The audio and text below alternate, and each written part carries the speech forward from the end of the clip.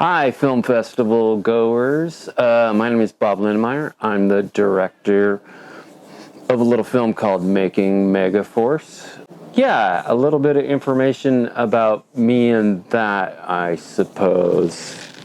So, when I initially started this documentary, I was a huge fan of the original 1982 film Megaforce, probably one of only 38 people who watched it, and that was when I was about 10 or 11.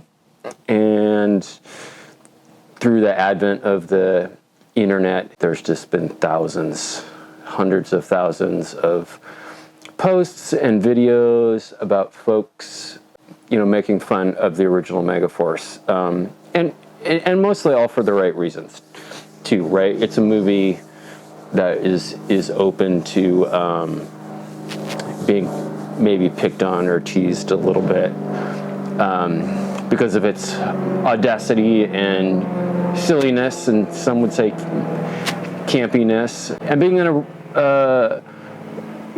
original fan of the movie when I was 10 years old, I didn't actually feel that way about the movie. I thought it was epic, perfect in every way, as far as, as a 10-year-old boy, the good guys always win was something that I really resonated with me.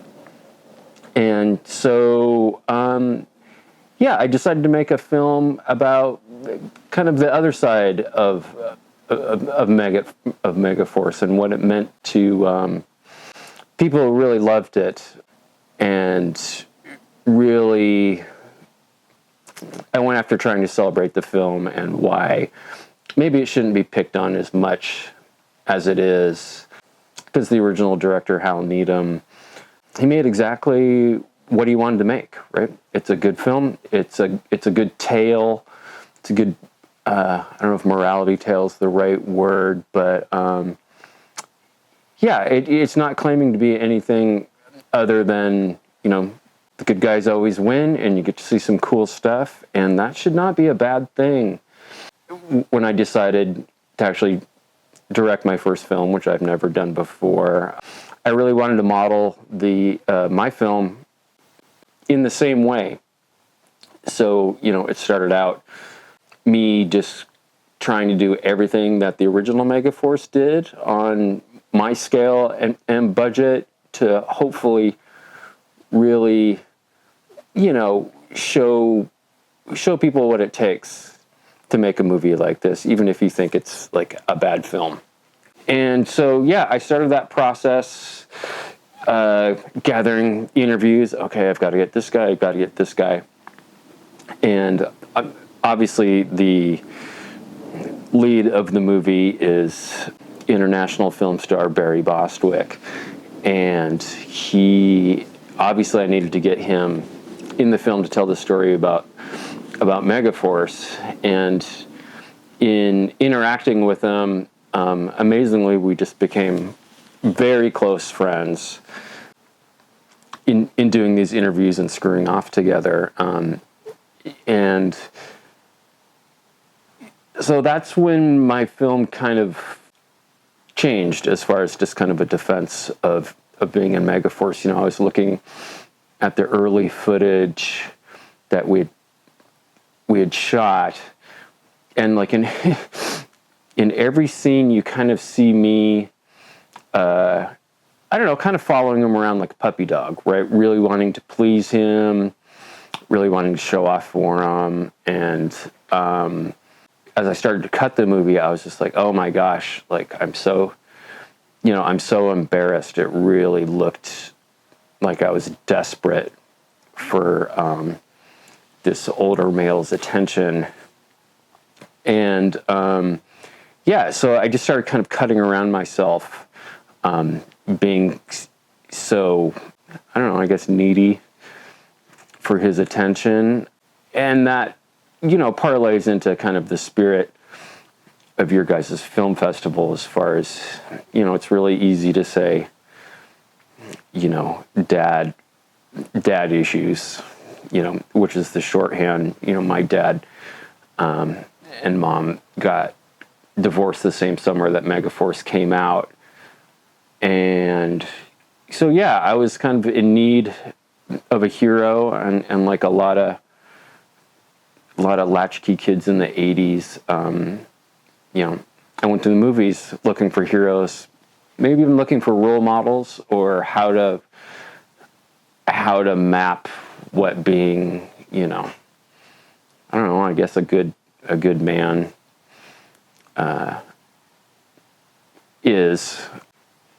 Yeah, it's hard to talk about, right? Because again, like I was saying, like I started cutting, like I had some shame around that, so I was trying to get rid of it in my film. And when I started collaborating with my real grown-up editor and good friend Felix Chamberlain, who also helped produce the movie, he just kept saying, Bob, no, like you have to have this part in it. Like, we need to know Bob's story.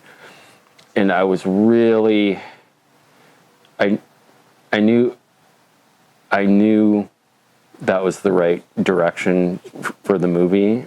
And at the same time, personally, for me, it was really scary to kind of, be vulnerable enough to say, okay, look, hey, my dad's gone, and for some reason I'm chasing ace hunter Barry Bostwick around, like maybe he's, like a new father figure for me. And I'm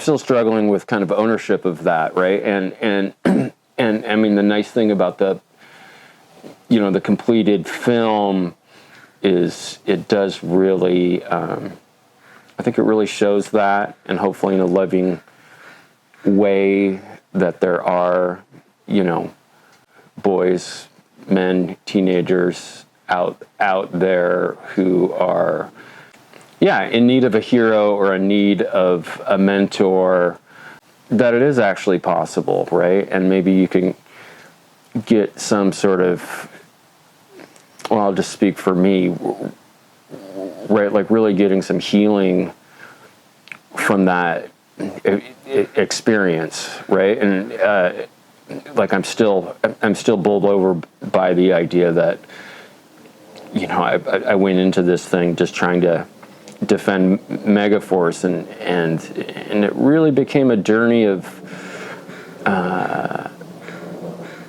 like healing some of my childhood trauma wounds around abandonment and missing my dad all the time. The other thing in making my movie, I'm a dad now. I've got two amazing kids, and it's so much of the footage, whether I needed help with it or whether there was a cute moment with them, they started to become part of the film as well.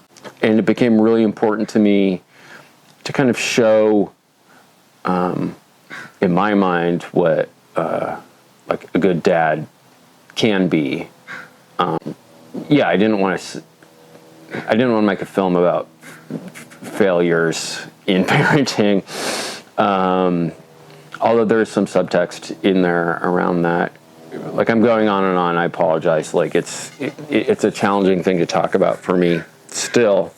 But I think the goal of the film, and I think why, it's resonating with audiences, is because, I was just real honest, right? Like, I miss my dad, kind of grasping at straws. So I chose a movie superhero from a film that nobody's ever seen, to kind of focus my attention on and search for healing around those old childhood wounds with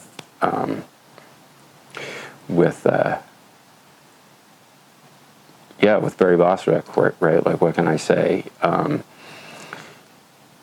All right, so I'm getting off topic again. So the focus of the movie is how I interact with my kids, how my kids interact with me, and how they can really celebrate something that, they don't understand Megaforce like I do, right? They weren't touched by it in the same way I was. And most audiences weren't either. And so the experiment with my film is, if the audience can get some goodwill towards me and my journey, it's going to give them permission and maybe teach them a way to see the original Megaforce in a new light. Because like my journey in making my film is very much like the journey of all the amazing cast and crew who I talked about, right? Like they all really believed it and they all really felt good about the message that they were putting out there in the world. And it can be a simple message, like the good guys always win, even in the 80s. And I think in this day and age, it's nice to be able to see a good guy win in 2025, right? It's a little bit of a counterpoint to a lot of the media that's out there right now. Either dark, scary stuff or kind of mean stuff. Which I think there needs to be a film made about everything to explore these things. But at the same time, my choice was to, I don't know, like maybe just approach it as a 10-year-old with love and celebration and a real passion,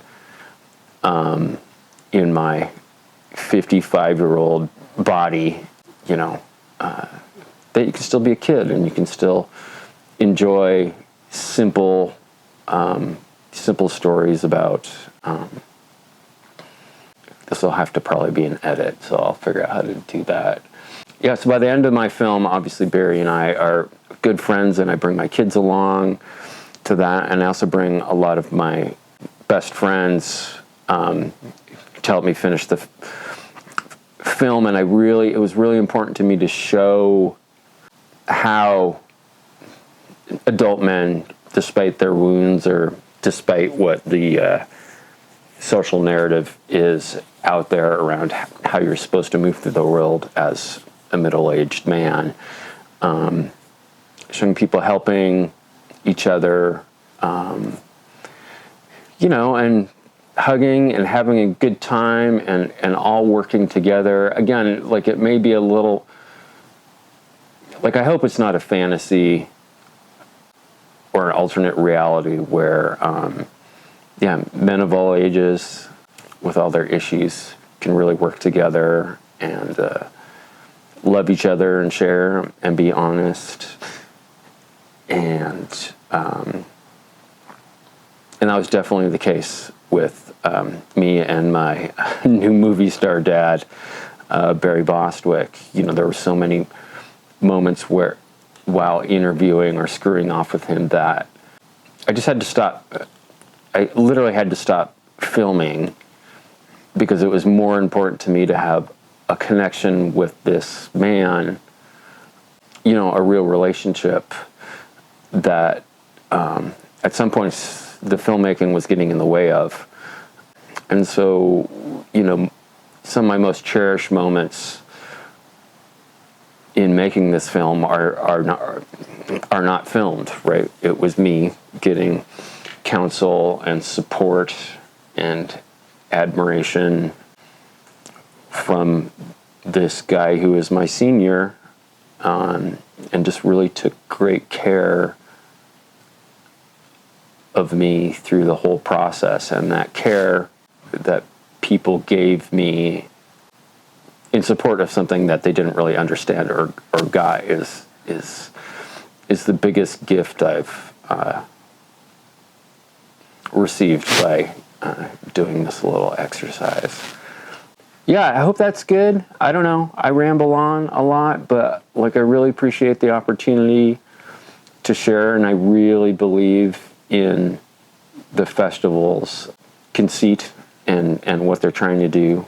I think there needs to be more attention brought to to, how many, again, I'll just speak for myself, like how many guys are just kind of moving through the world, needing a little bit more, needing a little bit more from their peers, or needing a little bit more from, again, a father type figure, right?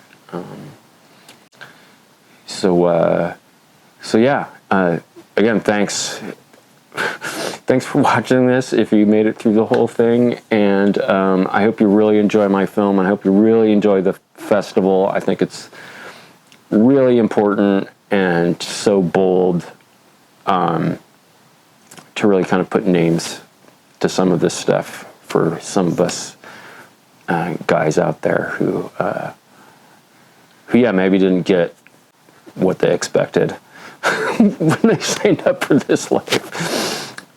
So again, thank you so much. Deeds not words, as they say in the Megaverse.